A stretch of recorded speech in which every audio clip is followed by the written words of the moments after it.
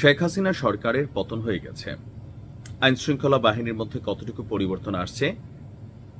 গত এক বছর বাংলাদেশে যতগুলো মামলা হচ্ছে, যতগুলো মামলার এফআইআর দাখিল হয়েছে অথবা তদন্ত রিপোর্ট তৈরি হয়েছে, এগুলো কত পার্সেন্ট সহি বা শুদ্ধ সে নিয়ে বাংলাদেশের মানুষের ফিলিংসটা কি, এটা আপনি কমেন্টে লিখতে পারেন।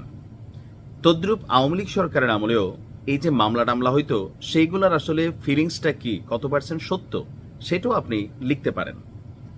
কথা বলছি এই মুহূর্তে খুবই চাঞ্চল্যকর একজন ব্যক্তি মিথুন ডক্টর মোহাম্মদ ইউনূসকে শেষ করে দিবে। মিথুন কিন্তু আওয়ামী লীগের একজন ক্যাডার। ডক্টর মোহাম্মদ ইউনূসকে হত্যার একটা পরিকল্পনা চলছে।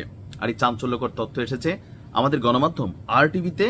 আমি একটু আগে নিউজটা দেখলাম যে প্রধান উপদেষ্টাকে হত্যার হুমকি, থানায় জিডি। শুধুমাত্র প্রধান উপদেষ্টা না, একজন থানার ওসি সহ যাকে শেষ করে দিতে চায় মিথুন। এখন গণমাধ্যমে যেই তথ্যটা আসছে সেই তথ্য অনুযায়ী বিদেশি একটা নম্বর থেকে প্রধান উপদেষ্টা ডক্টর মোহাম্মদ ইউনূস এবং শরীয়তপুরের জাজিরা থানার ভারপ্রাপ্ত কর্মকর্তা ওসি মোহাম্মদ মাইনুল ইসলামকে প্রাণে মাইরা ফেলার হুমকি দেওয়া হয়েছে। এই ঘটনায় গতকালকে একটি সাধারণ জিডিও করেছেন। কে করেছেন? খোদ জাজিরা থানার যিনি ওসি সাহেব মাইনুল ইসলাম, তিনি।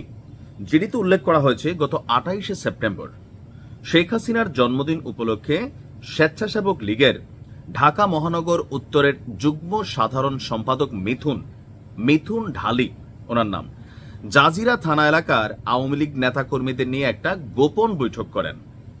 শেখ হাসিনার জন্মদিন ছিল, কেক কাটা বা হয়তো একটা ঝটিকা মিছিল অথবা সামহাও কোনো একটা পরিকল্পনা ছিল।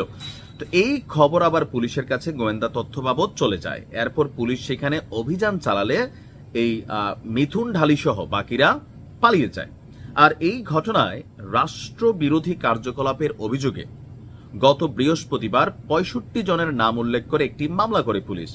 এখন রাষ্ট্রবিরোধী কর্মকাণ্ডের সংজ্ঞা প্রত্যেক সরকার আসলে বদলায় যায়। এর আগে যখন জামাত মিটিং করতে, এটা ছিল রাষ্ট্রবিরোধী।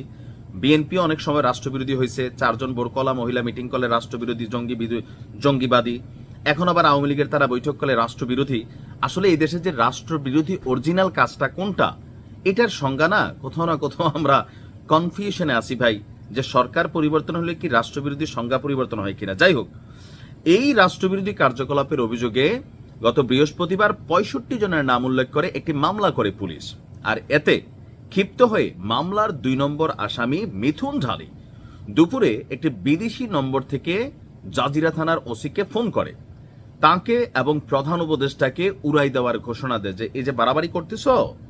এ বিষয়ে আমাদের ওসি সাহেব যিনি আছেন মিথুন ঢালি, তিনি বলছেন, ওসি মাইনুল, তিনি বলছেন মিথুন ঢালি নিষিদ্ধ হওয়া সংগঠনের নেতাকর্মীদের নিয়ে এলাকায় বিশৃঙ্খলার চেষ্টা করছেন, বিদেশি নম্বর থেকে হত্যার হুমকিও দিচ্ছেন। বিষয়টি তিনি ঊর্ধ্বতন কর্মকর্তাদের জানিয়েছেন এবং তাদের পরামর্শে একটি জিডি করা হয়েছে। অভিযুক্তকে গ্রেপ্তারে পুলিশ কাজ করছে। একটু ফোন আলাপটা প্রকাশ করলে আরো ভালো হইতো, কারণ অনেকের কাছে মনে হয় কি ভিডিওর প্রথমে যেই কথাগুলো বলছিলাম ওইটা আবার বলি। কেন বললাম? অনেকে মনে করে যে সরকার বদল হইলে থানাতে যখন মামলা হয় বিরোধী দলগুলোর বিরুদ্ধে, তখন পুলিশ তাদের মন গড়া এফআইআর আবার অনেকে আছে সরকারের সুদৃষ্টি কামনার জন্য আপনার এই ধরনের বক্তব্য দিয়ে থাকে, বা মামলাগুলো আসলে প্রকৃত যে সত্য ঘটনা সেটা আড়াল হয়ে যায়, ধামাচাপা হয়ে যায়। পরবর্তী সরকার আসলে দেখি যে আমরা ফাঁসির আসামি মুক্ত হয়ে যায়, তখন বলা হয় আগের ইনভেস্টিগেশন রিপোর্ট সব ভুল ছিল। যেহেতু প্রধান উপদেষ্টাকে হত্যার হুমকি, এটার অডিও ফুটেজ আমার মনে হয় যে প্রকাশ করা দরকার। আসলে কি ওসিরেই শুধু হত্যার হুমকি দিছে, নাকি ডক্টর ইউনূসের নামটা লাগাইলে মামলাটার গতি চেঞ্জ হয়ে যাবে, এই কারণেও এরকম হইতে পারে। আবার হইতে পারে সত্যি দিছে। এই যে সন্দেহের মন সাধারণ মানুষের, সেই জায়গা থেকে বিষয়টা ক্লিয়ার হওয়া দরকার। আর সরকারের উচিত বিষয়টা সুষ্ঠু তদন্ত করে ব্যবস্থা নেওয়া। ভালো থাকুন।